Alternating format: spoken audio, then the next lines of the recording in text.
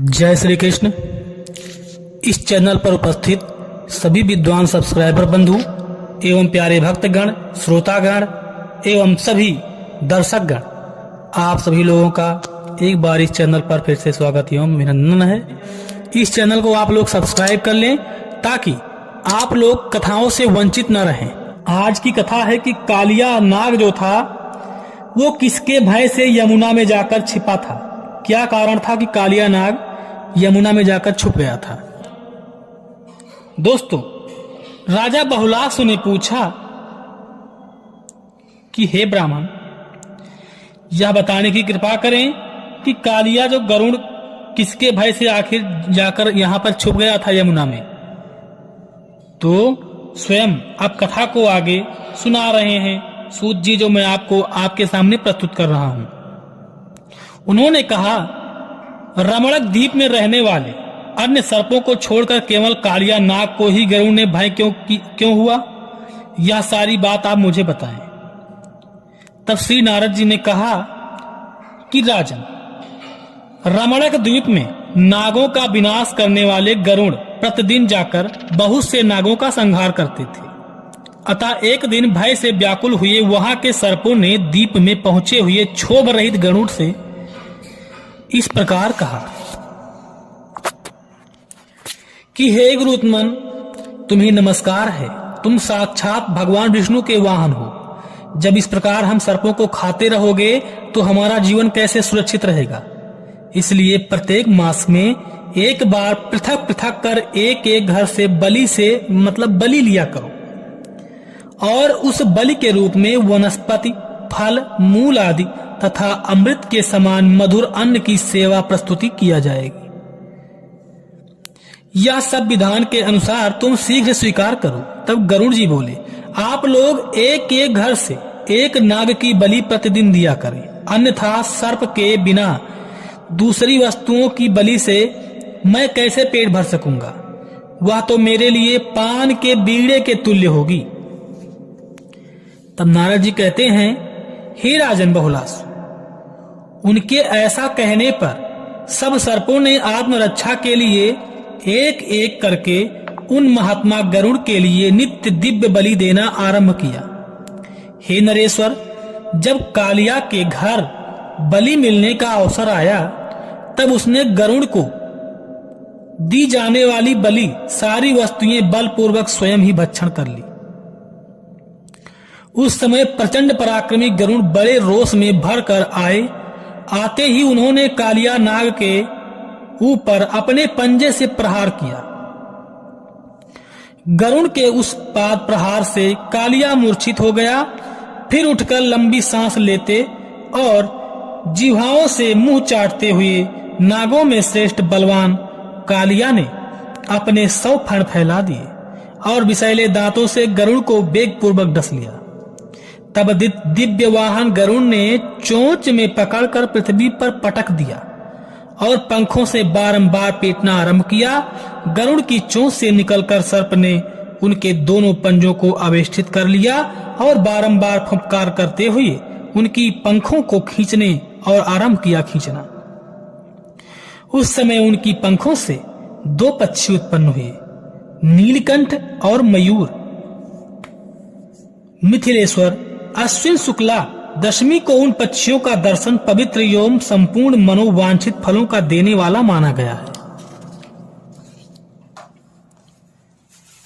और इस तरह प्यारे भक्तों, गरुड़ ने कालिया को बहुत तरीके से उनको मारना शुरू किया।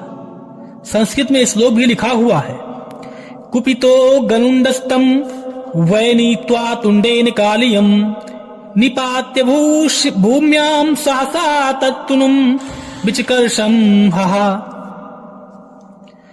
रोष से भरे हुए गरुड़ ने पुनः कालिया को चोंच से पकड़कर पृथ्वी पर पटक दिया और सहसा वे उसके शरीर को घसीटने लगे।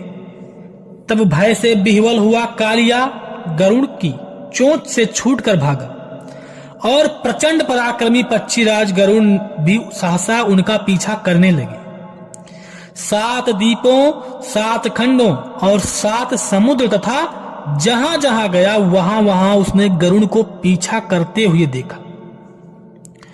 वह नाग भूलोक, भूर्वलोक, स्वर्गलोक, महरलोक और क्रमशः हर जगह जाकर वहां से भागता हुआ जनलोक में जा पहुंचा और जहां जाता वहीं गरुड़ भी उसके पीछे जाते। इसलिए वह पुनः नीचे नीचे लोकों में क्रमशः गया, किंतु श्री कृष्ण भगवान,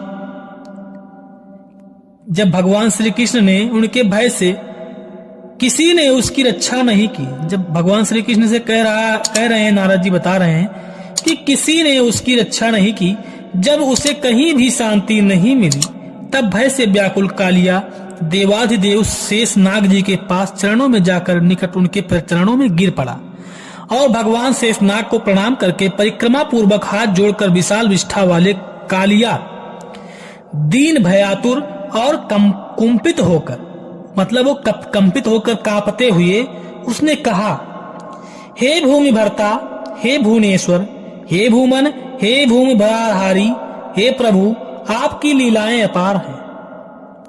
आप सर्वसमर्थ, उन्होंने कहा, आप सर्वसमर्थ पूर्ण परात्पर पुराण पुरुष हैं, मेरी रक्षा कीजिए और रक्षा कीजिए प्रभु। श्री नारद जी कहते हैं कालिया को, दीन और भयातुर देखकर फणीश्वर ने जनार्दन ने मधुर वाणी से उसको प्रसन्न करते हुए कहा, हे महामते कालिका, यानी कालिया, मेरी उत्तम बात सुनो। इसमें संदेह नहीं कि इस संसार में कहीं भी तुम्हारी रक्षा नहीं होगी। रक्षा का एक उपाय है, उसे बताता हूं। पूर्व काल में सौभरी नाम से प्रसिद्ध एक सिद्ध मुनि थे। उन्होंने वृंदावन में यमुना के जल में रहकर 10,000 वर्षों तक तपस्या की थी। उस जल में मुनि राज का विहार देखकर उनके मन में घर बसाने की इच्छा हुई। तब उस महाबुद्धि महर्षि ने मानधाता की 100 पुत्रियों के साथ विवाह किया। श्री हरि ने उन्हें परम ऐश्वर्य शालिनी विष्णु जी की वैष्णवी संपत्ति प्रदान कर दी, जिसे देखकर राजा मानधाता आश्चर्यचकित हो गए और उनका धन विषयक सारा अभिमान जाता रहा। यमुना के जल में सौभर मुनि के दीर्घकालिक तपस्या चल रही थी। उन्हीं दिनों उनके देखते देखते गरुड़ ने मुनिराज को मार डाला।